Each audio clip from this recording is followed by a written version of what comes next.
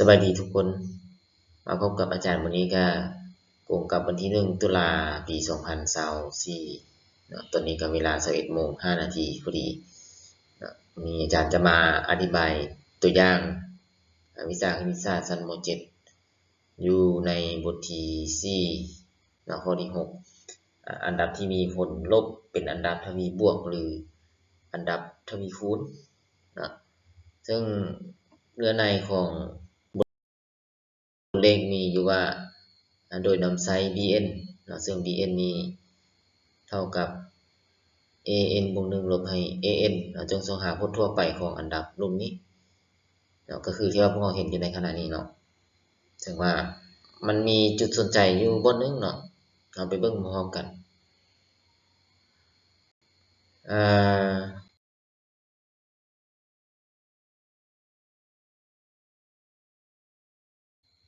อยู่วิธีแก้อันนี้พวกเราก็สิเห็นอยู่ในปึ้มแบบเรียนม .7 แล้วเนาะ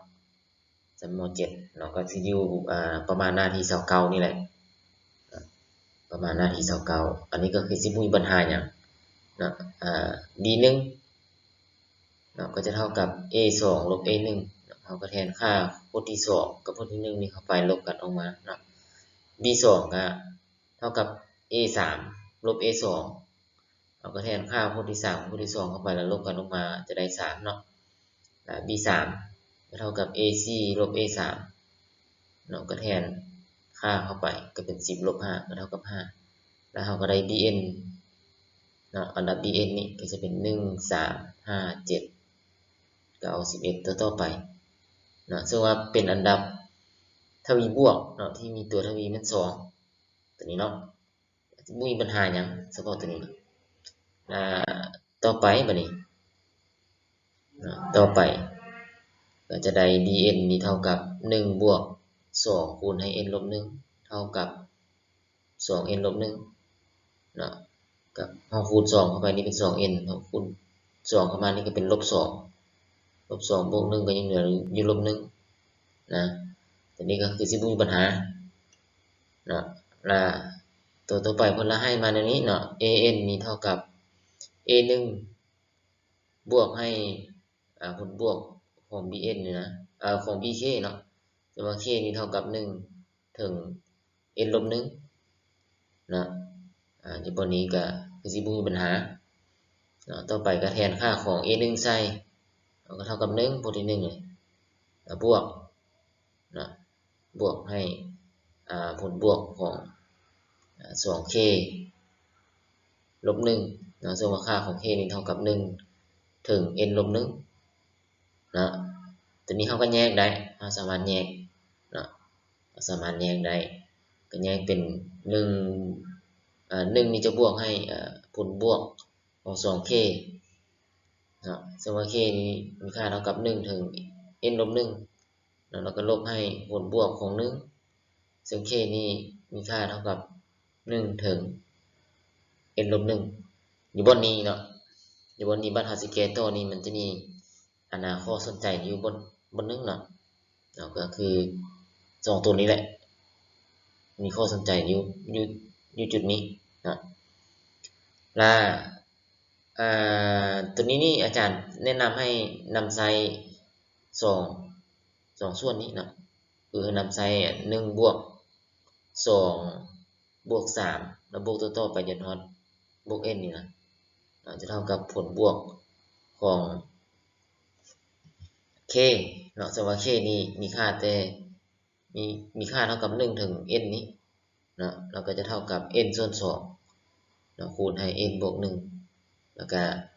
นำไซน์ตัวนี้ผลบวกของ c เนาะซึ่งว่า k เท่ากับ1ถึง n นี้เนาะจะเท่ากับ n นี่คูณให้ c นี่หมายความว่าเอา n นี่คูณให้ c ตัวนี้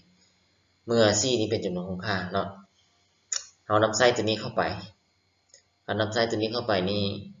เราก็สามารถแก้จุดนี้ได้แล้วก็จุดตัวนี้ได้เนาะมันก็จะได้คือตัวนี้ต่อไปเนาะนี่ก็จะเป็น1บวกให้ผลบวกเนาะของ 2k ซึ่งว่า k มีค่าเท่ากับ1ถึง n ลบ1นี่ลบให้ผลบวกของ1เนาะซึ่งว่า k นี่มีค่าเท่ากับ1ถึง n ลบ1นี่เนาะก็จะเท่ากับ1บวกให้2อันนี้เขาแยก2ออกมาเนาะจุดนี้มันมีแต่ว่าเขาแยก2ออกมาเอา2เป็นจำนวนของค่านี่เขาแยกเป็นสมคูณได้เนาะอื่นก็ปะไว้คือเก่าหลังจากนั้นแล้วเราก็แทนตามสูตรที่ว่าอาจารย์ได้นำเสนอไปในเมื่อกี้นี้เนาะก็แทนสูตรใส่ตัวนี้ก็จะได้ขึ้นอันนี้เอาแทนตามสูตรที่ว่าอาจารย์เสนอเด้อเนาะแล้ว2นี่ก็สามารถฮอดกันได้และผลบวกของ1นี้ก็แม่นเอา n ลบ1นี่ตามสูตรที่อาจารย์นำเสนอได้เนาะเอา n ลบ1นี่มาคูณให้1ตัวนี้ก็จะได้แบบนี้2นี่ฮอดออกนี่ตัวนี้1ลบกับ1บวกนี่ก็ยังเหลือแต่ n อยู่ในวงเล็บนี่เนาะก็คูณ n เข้าไปก็เป็น n กำลัง2นะคูณมานี่ก็เป็นลบ n นะแต่ว่า2นี่เฮาฮอนกันละนะมันก็จะได้ต่อไปก็จะเป็น1บวกให้ n กำลัง2ลบให้ n นะลบ n เนาะลบ n ตัวนี้มันมาจากนี่เด้นะก็คูณลบ1เข้าไปก็เป็นลบ n ตัวนี้ลบ1คูณให้ลบ1ก็จะกลายเป็นบวก1อย่างนี้เนาะแล้วหลังจากนั้น1กับ1นี่ก็บวกกันนี่นะลบ n กับลบ n ก็เป็นลบ 2n อันนี้ก็เป็น n กำลัง2เนาะก็ถือว่าเราได้คำตอบสุดท้ายก็แม่น n กำลัง2ลบให้ 2n บวก2เนาะอันนั้นก็เป็นที่มาของคำตอบตัวนี้เป็นที่มาของมันเนาะก็ให้พวกเราไปศึกษาเบื้องคืนเนาะตามที่อาจารย์ได้แนะนำไปครับเนาะก็มาเอานี่การอธิบายตัวอย่างของอาจารย์ก็จะเอาไว้พอสักนี้เนาะก็ถือว่าพบกันใหม่ในคลิปต่อไปขอขอบใจ